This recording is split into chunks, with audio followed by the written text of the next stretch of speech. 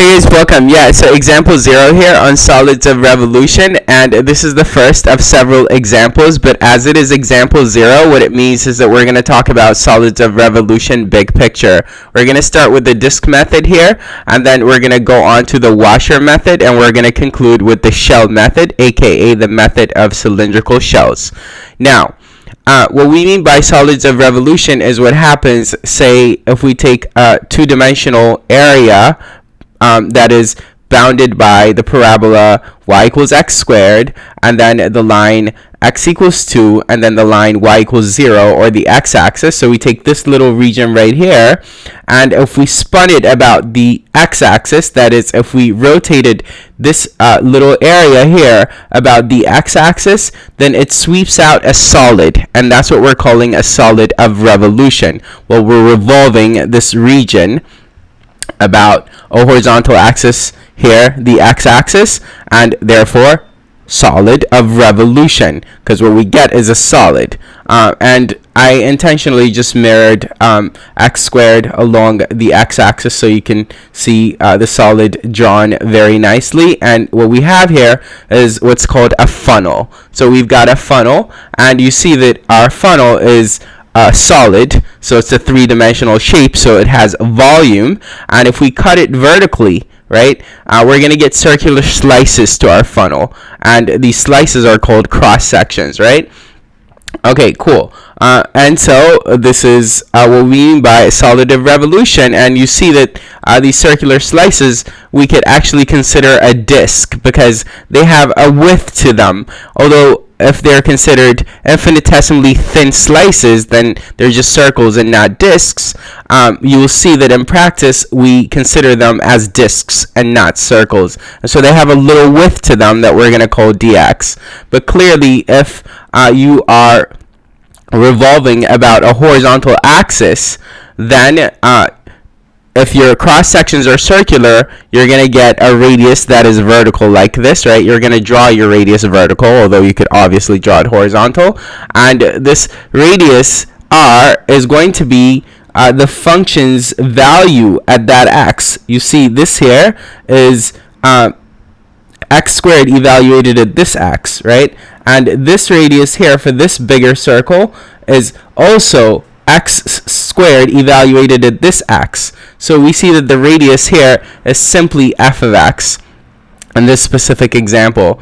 But I'm writing a lot because I'm saying, well, one of the circular slices or the discs has area pi r squared. But as I said, it's a disk, not a circle. So it's got a width to it, although it's infinitesimally small, and that width we're going to call dx. So this disk has a volume that's dx times pi r squared. And so first, pi r squared is the area of the face if it was just a circle. But as I said, it's got a width to it because it's a disk, so it's got a volume, and that's dx times pi r squared. That's the volume. And what we're going to do is add up these volumes along the x, and that is integrate. And so integrate this, and what we're going to get is the volume of the funnel or the solid, yeah? Okay, cool. So this is basically what the disk method is. It's pretty straightforward. It looks like you're adding up circles, but you're actually adding disks, which is why it's pi r squared dx, right? Okay, cool. So as I said, or as I maybe didn't say, I'm going to have animations to aid the discussion here. But otherwise, you know, we start our integral from this a to this here, wherever our region in the xy plane starts and ends along the x, since we're adding along the x. So that's a and b here, so 0 and 2. In this specific example, as I said, r is given by f of x here, and so that's all there is to this. But let's get rid of this, and a few neat programs that users created on GeoGebra for you to experiment with the disk method, the washer method. And I haven't found one that's really great on the method of cylindrical shells, but I have my own way of explaining that to you, so I'm not that concerned. But here's a nice little tool that I found on GeoGebra for seeing how the disk method works, for example. So if we return back to our parabola, so x squared here, this is supposed to be the y-axis, and this is the x-axis. The region that we'd looked at that we spun about the x-axis was this region right here, right?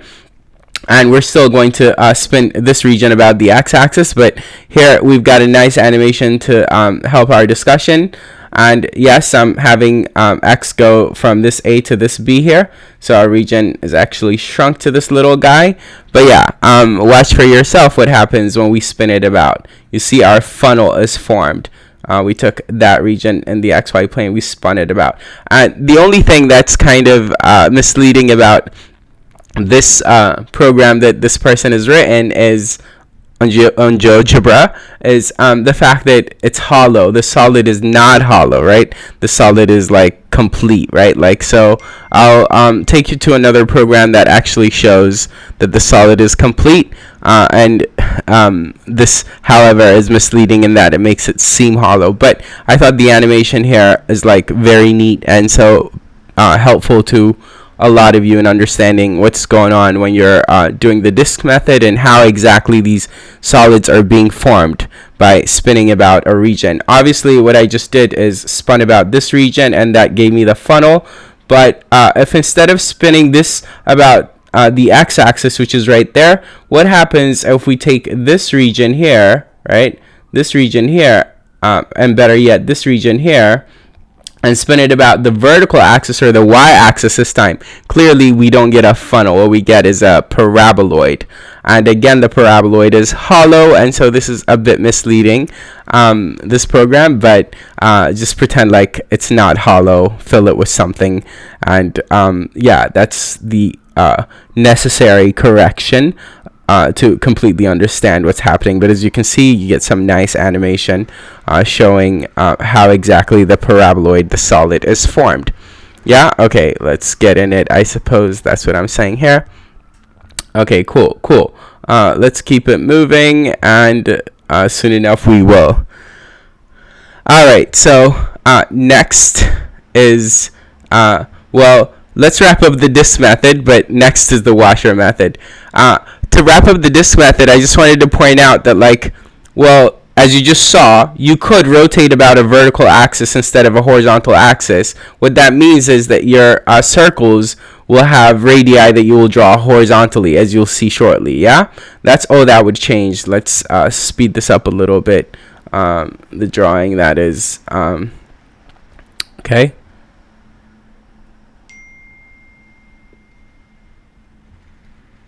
So there. See, this time the slices are horizontal because you're spinning about a vertical axis, and one radius is this here and one radius is this here. Earlier, remember, your radius was the height of the function, or y, but this time the radius is x. Whether you draw it here or here, the radius is x. That's what's crucially different this time, right? Let's go back. Sorry. So still pi r squared, and still a disk, not a circle, so it's got a thickness to it. This time it's dy, the thickness.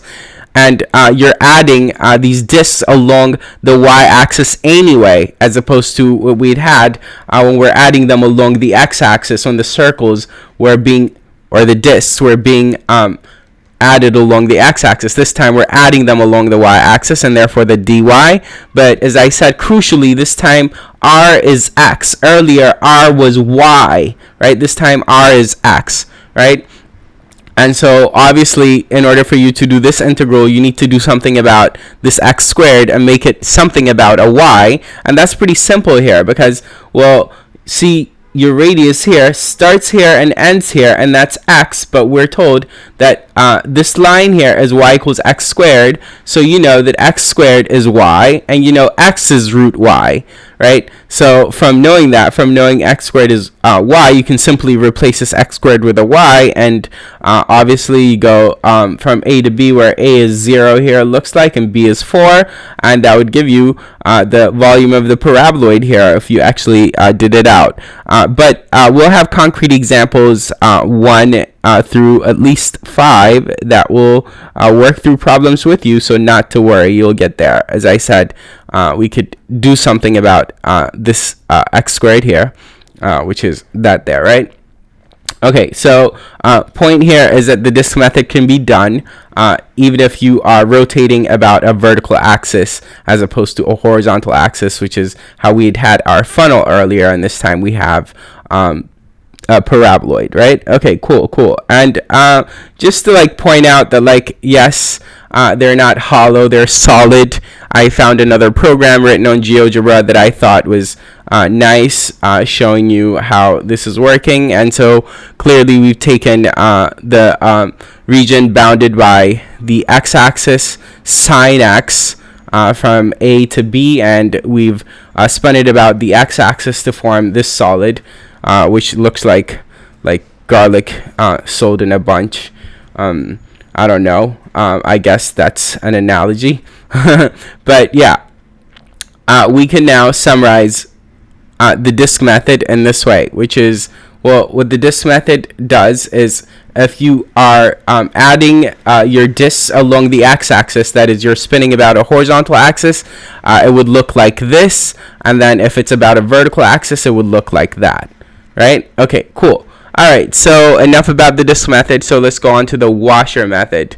Okay, the washer method is what would happen when you've got this situation, which is your region, if you spun it about, say, a horizontal axis, would actually create a washer slice. Yeah, so you see, like, if we spun about this region, we would get a solid, but the solid would have like a hole in it in the middle, right? And so the slices, the vertical slices this time, are not circles, they are washers. Washers are like discs with holes in them, right? Holes in the middle. So this is what we call a washer. Yeah, okay, cool. And so what's different this time is obviously that the area of the washer is pi big R squared minus pi little r squared, right? That's simple enough to see, and I'm going through the pain of actually shading the washer so you could see it. But yeah, it's that region, and if we shade it correspondingly here, it would be that. And so this is the area that we're interested in. But again, we're not considering an infinitesimally thin slice, so we're going to give some thickness to it, right? Some density to it, and that's a dx. Since here again we're spinning about a horizontal axis, our washers will be added along the x-axis. And so all we're doing is pi big R squared minus pi little r squared times dx, the thickness. That gives us the volume of one random slice washer. And so that's dv, and we want to add it up from this x to wherever it ends here, right? That's the meeting place of our two functions. Both the start and the end are the meeting places of our two functions. That's a and b. And otherwise, you know, we could factor out the pi, so throw on the pi in front.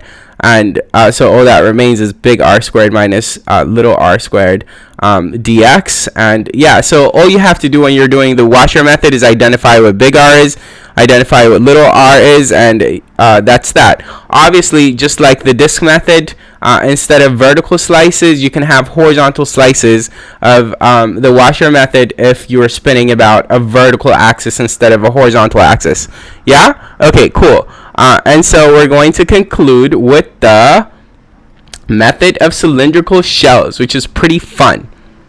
But first, a little nice animation or program for the washer method on GeoGebra, and this is what I found. So we've taken one function and another function, and what I just did that you just saw is increasing the number of washers. So that's equivalent to, like, you know, increasing the number of rectangles when you're approximating area with Riemann sums and so on. But yeah, that's all I've done. But otherwise, there's some nice programs on GeoGebra that you can play around with. That's what this is showing. And as I said, we're going to conclude with the method of cylindrical shells. Now, we could have used the method of cylindrical shells. Let's go back. Right here, we could have used the method of cylindrical shells on this particular region if we were spinning this region about a vertical axis. So if we were spinning this region about a vertical axis, we could have used the method of cylindrical shells. So instead of having this washer, if we're doing it this way, we could have used the method of cylindrical shells. But here's a more specific situation where you would want to use the method of cylindrical shells, and that is what I was starting to draw. Now, I'll wait for the drawing to finish, sip my coffee, and in the meantime, I could speed this process up a little bit, so maybe I should. So like here you see, like in this situation, if let's say we're spinning about the y-axis, it's tempting to use the washer method, but then that means that the small radius, let's say like, you know, we draw our radii here, the small radius would go from here to here, and then the big radius would go from here to here. So small r would be this and big R would be this. But wait, small r is the same function, this, as big R, and the function I was displaying, I just randomly like made it up, could be this function, right? This visual pretty accurately represents this function. But my point is that if you try to use the washer method when you're spinning this region here about the y-axis, then you're forced to say that little r and big R are both this function. That can't work, and therefore you need the shell method, the method of cylindrical shells. Now, the method of cylindrical shells, as I said, I could not find a nice animation for anywhere online. And so then I thought like the best way to explain it to you is, well, the shell method is what would happen if you tried to form a solid out of a paper towel by pulling out certain rolls of the paper towel and making them taller and shorter as necessary. You'll see what I mean hopefully shortly. And if somehow, like, you know, what I'm about to do shortly is not sufficient for you to understand how the shell method is working, in addition to whatever you've had in class, that is, then I will literally like make a video where I try to form a solid by using paper towel, and by, as I said, making certain rolls of the paper towel taller and shorter than others as necessary to form the solid that you're required to form. But yeah, if we kind of speed through this drawing, this is what we're doing. Like, I took two possible rolls of the paper towel, so to speak, to show you like what's happening. So what you're doing is, well, you see this is a cylindrical shell, and that's why this is called the method of cylindrical shells. And it's supposed to be infinitesimally thin, but I've intentionally given it some width, and so it's like a solid itself instead of just a roll of a paper towel, this here, right? But in any case, its width here is, say, dx. And so notice we're adding along x, and so we're going to write dx. But otherwise, what we're doing is we're adding layers of a cylinder, and so that's the lateral area of a cylinder. Lateral area of a cylinder, remember, is 2 pi r. That's like if you cut the cylinder and flattened it out so that it's a rectangle, its circumference would be the width. That's 2 pi r times h, right? But then, as I said, this is actually a solid, this roll of a paper towel, because it's got some width to it, and that's a dx. So you need to do the rough volume of this solid, which is, well, the 2 pi r h times dx. Otherwise, you're adding a bunch of these shells or rolls of paper towel that are determined, their height, that is completely determined by the function, because this here, right, is the height of this function at this x, and this here is the height of this function at this x. And so that's where, you know, the function is going to come into play and determining the height. And notice that the radius is x. From here to here is x, and from here to here is x. Yeah, okay, cool. I think I have sufficiently explained the method of cylindrical shells, and whatever else you don't understand is your fault. By that I mean you can ask me questions, and I will be happy to explain outside of the discussion that's here.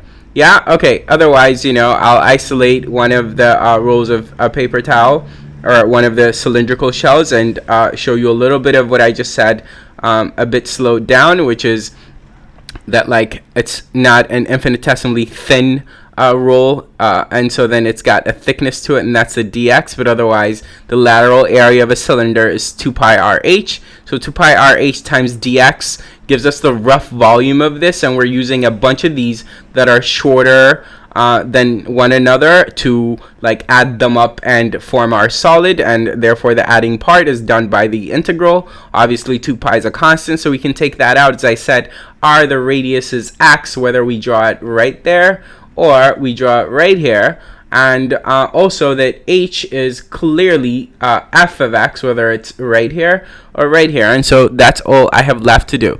All right, and of course, we go from this A to this B because, well, that's what the region concerns, and we're adding along the X, so no surprise, we go from this X to that X. Okay, all right, I hope you enjoyed this, and as I said, lots more examples to come with actual problems on them, so look out for those, but otherwise, yeah, keep watching. Take care.